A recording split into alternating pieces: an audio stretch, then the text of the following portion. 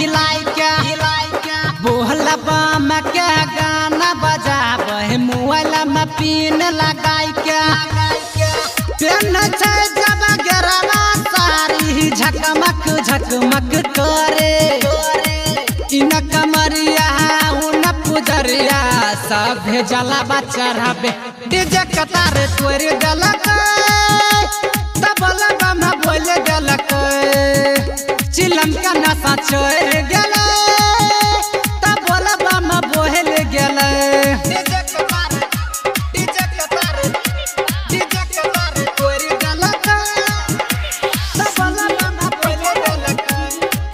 बलभद्र सिंह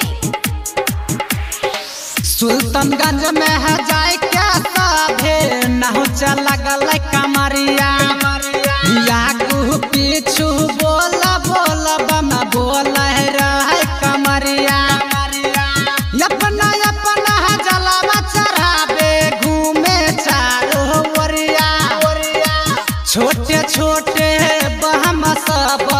हिलबे रहे कमरिया डीजे कतार तोड़ देलक तबला बम बोल देलक चिलम का नशा चढ़ गेलै तबला बम बोल गेलै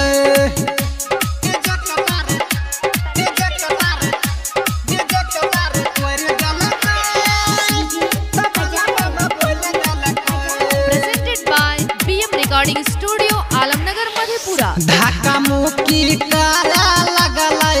देख सभे कमरिया बम के संग में रहे पुजरिया पकड़ा गेलै अकेला बजल जब पर भेसवा के गाना हिलाबै छै भूपेश कमरिया बम के भेस में है यही ले सोनू